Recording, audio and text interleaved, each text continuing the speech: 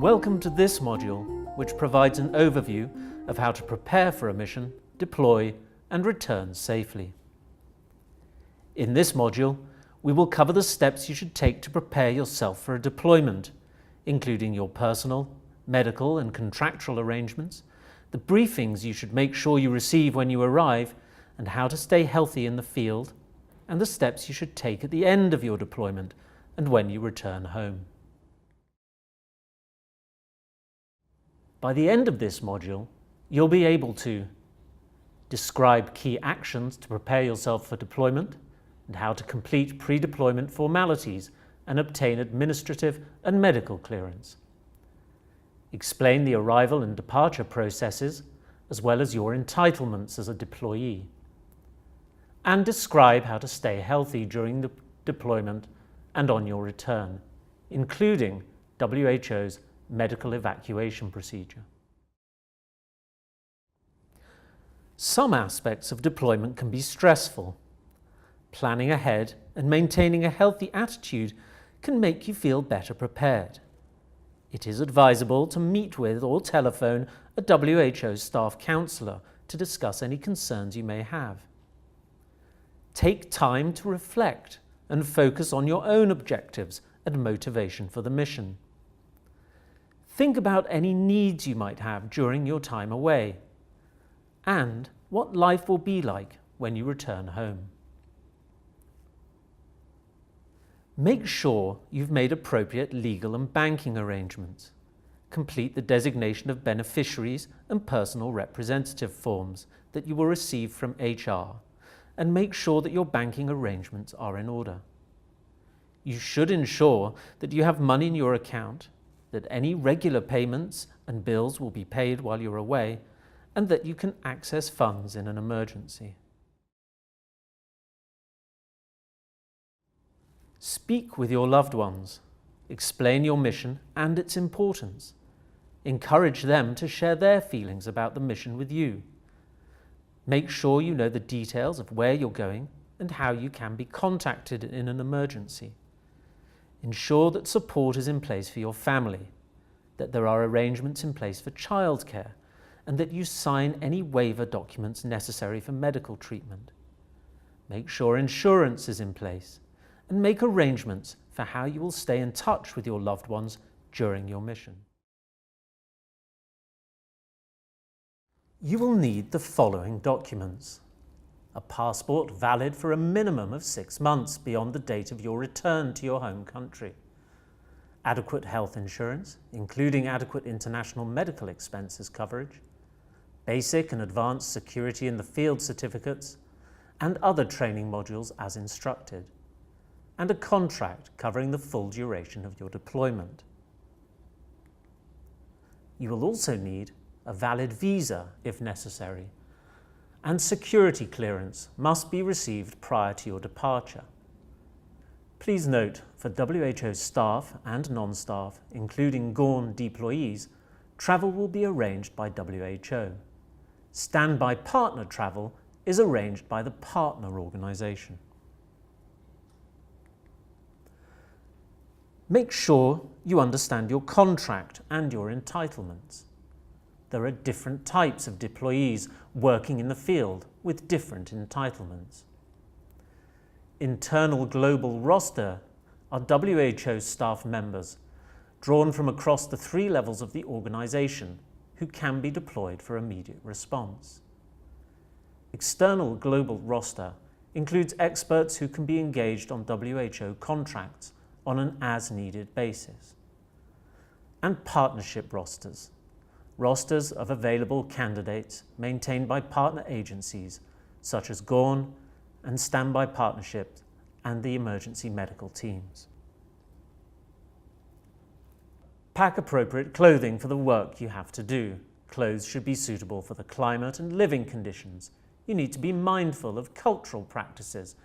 Include a good pair of comfortable shoes and clothes for formal occasions and for visiting communities. Pack a travel medical kit. This will be issued to you, but bring your own routine medications if you have any, and make sure you have sufficient quantities. Bring a notebook and pen to keep a personal log of your deployment. This is good for your professional development and can contribute to after-action reviews. Pack your belongings in appropriate luggage that you can carry easily, and prepare a smaller grab bag or quick run bag.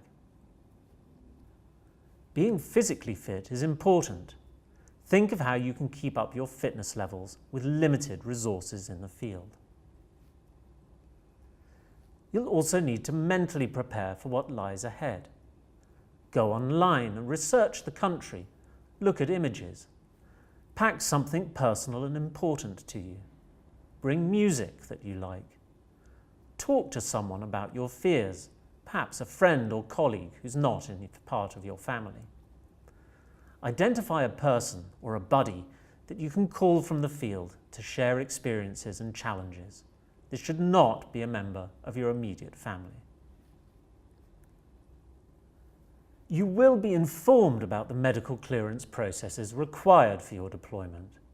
In general, your fitness for deployment depends on your health and vaccination status being up to date for the designated country and context, the risks you might face during the mission, the health facilities available in the country. You should also make sure you address any health concerns and attend any regular appointments before your deployment. Remember, the purpose of medical clearance is to protect you, your colleagues, the organisation, and the country for which you'll be working. On arrival, you must complete a briefing checklist to ensure you have received appropriate briefings with country-specific information. The key contacts are the HR focal point, who will ensure you complete all your arrival formalities, the medical nurse or doctor, who will ensure you receive a medical briefing, a staff counsellor, who will ensure that you're briefed on stress management and the organisation's support systems, and the security team, who will make sure that you're provided with a security briefing and included in their security plan. In addition, you should meet with your line manager to clarify your role and tasks during the deployment. The following individuals are primarily responsible for coordinating your arrival and providing management and support during your deployment. The administrative officer will make all relevant administrative arrangements, for example, making sure you have accommodation, office space, and any required in-country travel. The WHO Country Office HR focal point is your designated focal point on all HR-related matters.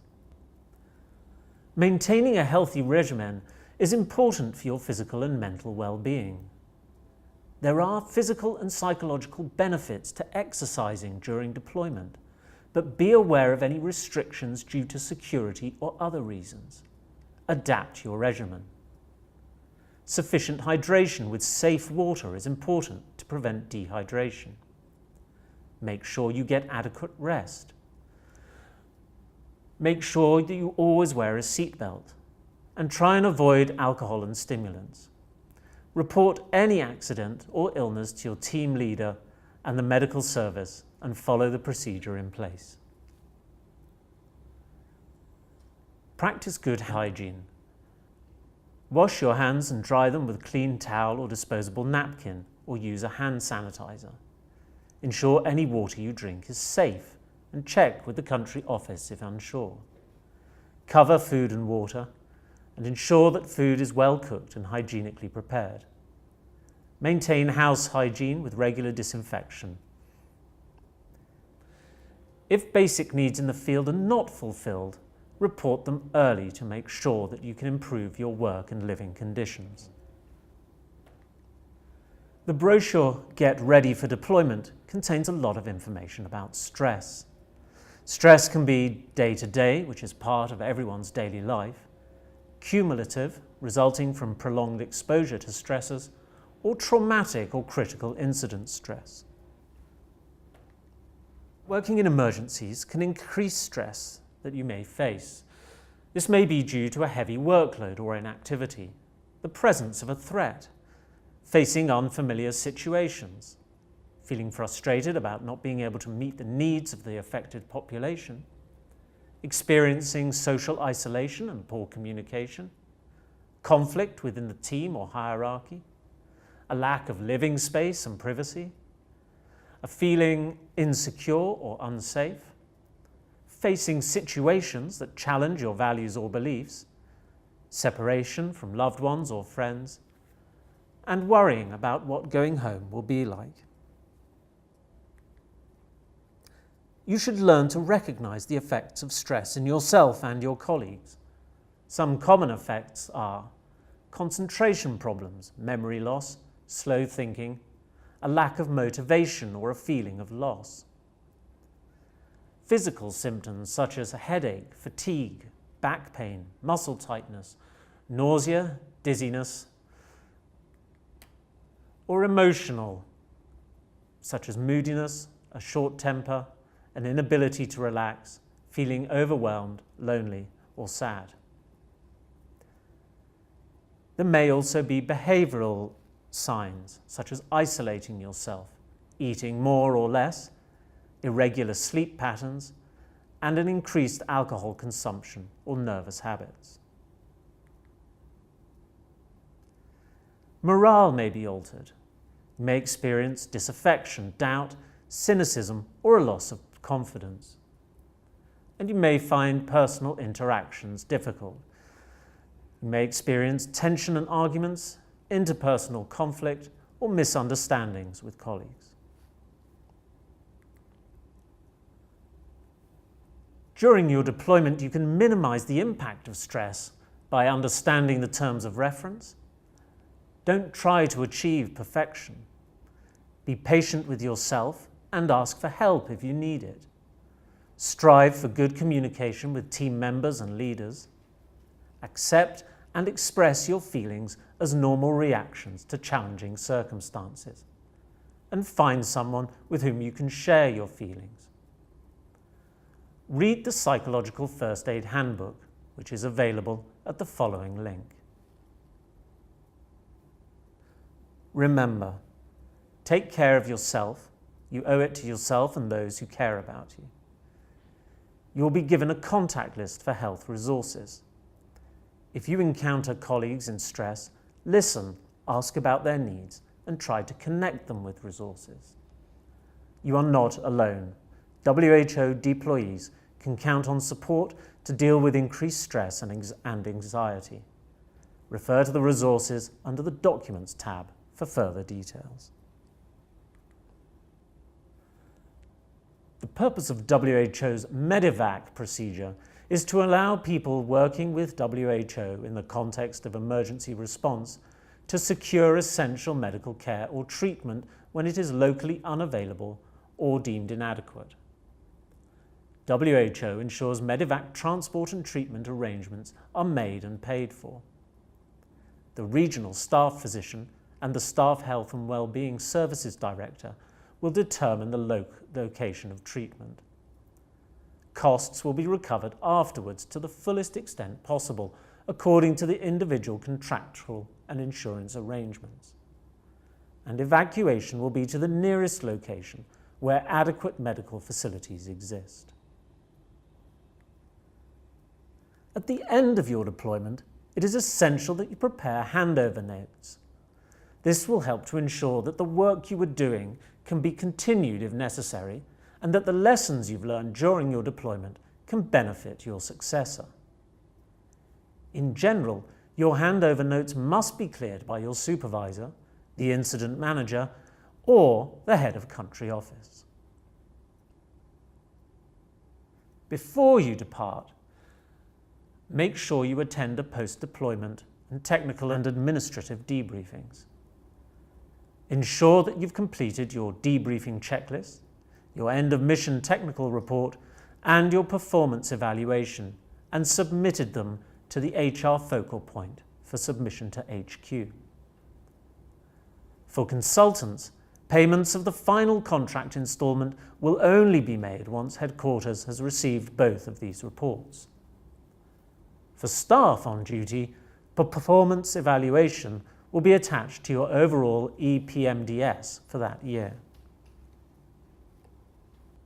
When you return home, make sure you communicate honestly and openly with people.